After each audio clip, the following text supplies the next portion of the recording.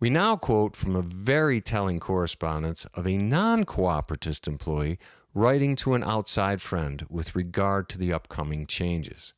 Quote, "There's been a lot of talk about the company giving us the option to live right on site, kind of like a college dorm idea. Some of the other employees are into this whole cooperatism thing. They say the company is going to steer the resort in that direction. They've been building these residential apartment complexes that actually look really nice. And get this, when you live on site, everything is free. You basically live for free.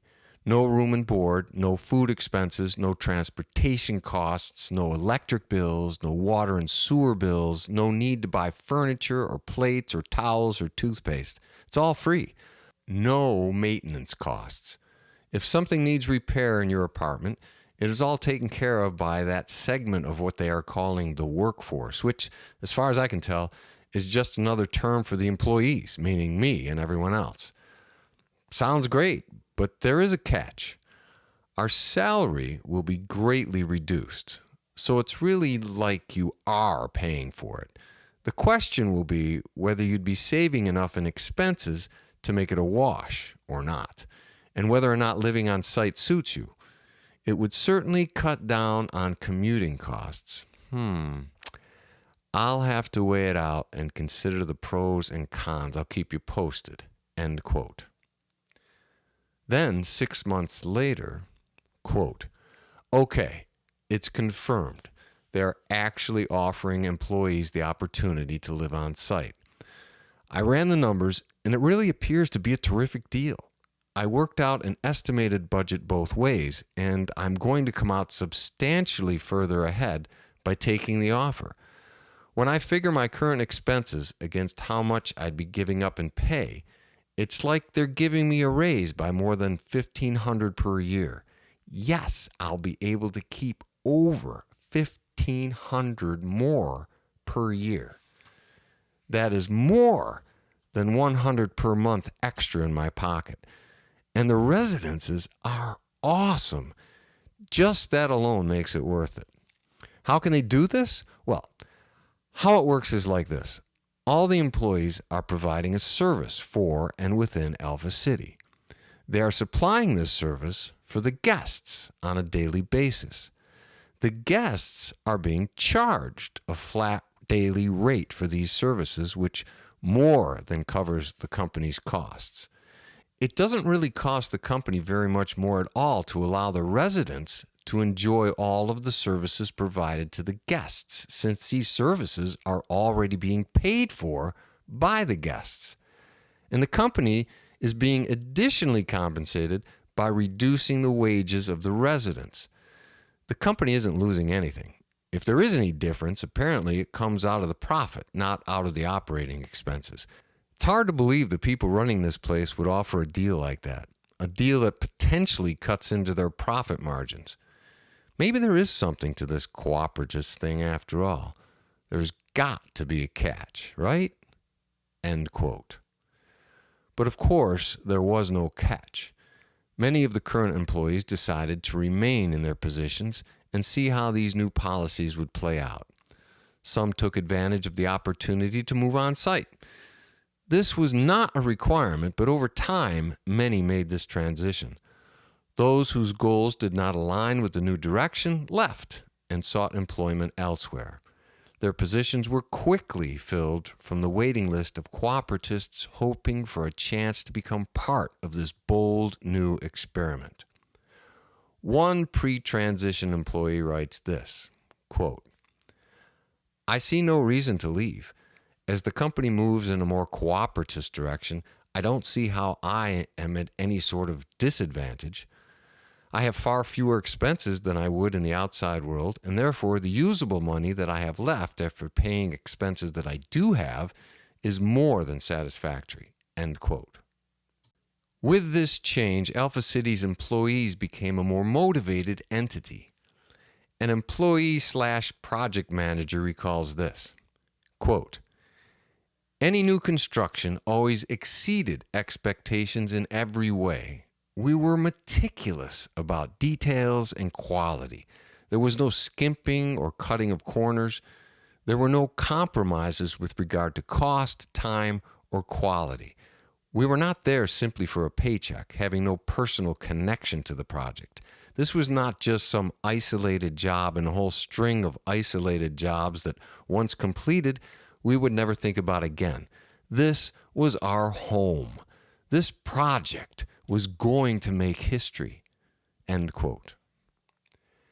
This attitude was typical and was important because without it, it would have been far more difficult, if not impossible, for the kind of progress that was needed to reach the project's final goals. In a traditionally run resort, employees were simply hired to work their shift and go home like any other job. But under this new environment, they needed to take personal responsibility, individually and as a group, for their contribution to the project's success.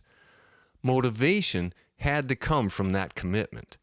This was considered a tenet for the success of any cooperativist venture. Another employee had this to say, quote, "It was not always fun. Sometimes we all questioned whether this cooperatism thing was worth it. We believed in the system, we just weren't sure that the rest of the world would eventually come to believe in it as well.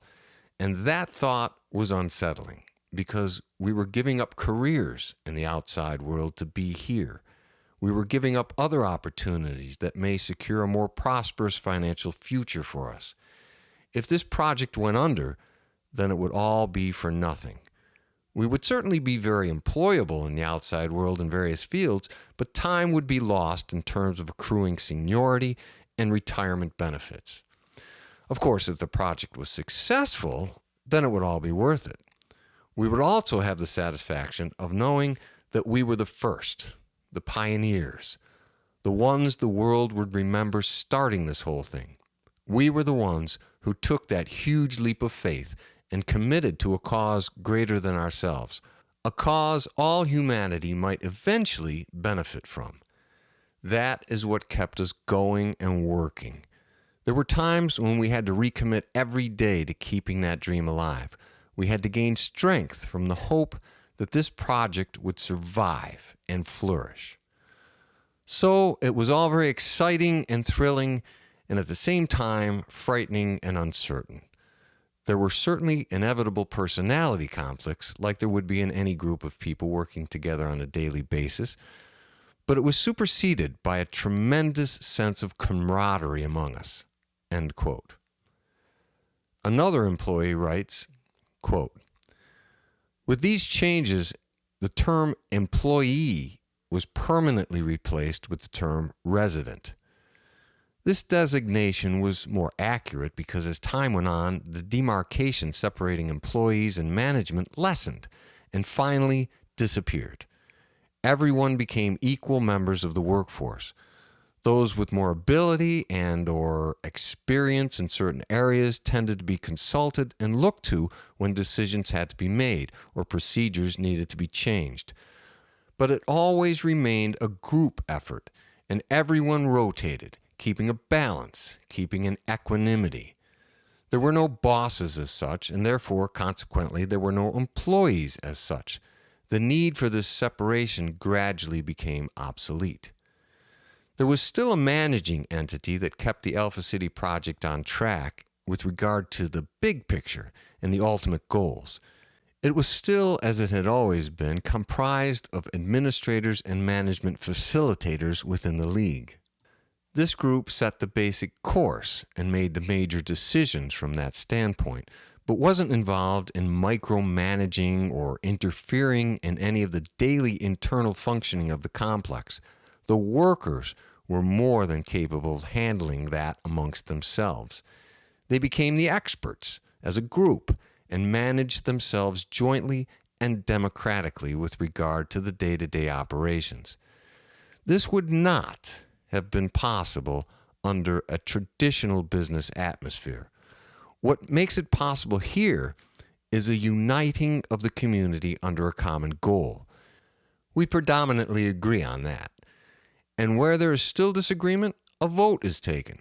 Often, possible solutions are tested over a period of time, evaluating both the outcomes. Then, everyone having experienced both courses of action and witnessing the outcomes discuss the results and vote. Often voting isn't necessary because the testing of the various options made the answer obvious. In addition, there is no separation of tasks based on gender. Everyone does everything.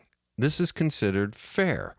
Gender is never a consideration in terms of workforce positions or rotation. End quote. There was an essay written around this time which spoke to the issue of gender in the workforce. It was written by Maria Schreiber, one of the Alpha City residents, and was circulated among the Alpha City population, but also became popular internationally. Quote, romantically, each gender portrays certain qualities that appeal to the opposite sex. That's the way it should be. That's what we enjoy. That's what makes us happy. But let's not confuse that with ability. It has nothing to do with ability. To label women as the weaker sex and therefore have in mind that they shouldn't be asked to do certain things, or even worse, assume that they are incapable of doing certain things, is to be under a very false impression. This is all in our heads and has nothing to do with reality. Any distance we've created between the genders in terms of capability is fantasy. Certainly many men want their girlfriends or partners in life to exhibit their feminine qualities. This elicits the attraction, but this does not disqualify her from physical labor or being able to use a weapon. Again, let's not confuse feminine or masculine traits that we wish to see in our partner, with ability. In cooperatism, the portrayal of traditional gender traits in our everyday lives is up to each individual. However, in terms of the workforce, abilities would be considered equal. As an example, a strong man may be able to carry 3 stacked and loaded boxes, whereas a more frail man only 2 or 1. A strong woman may also be able to carry 3 boxes, or may elect to carry only 2. A weaker woman or man may choose to carry only 1 and make more trips, or 2 people may carry a single box together to accomplish the task. However, unless there are extenuating circumstances, everyone can carry boxes.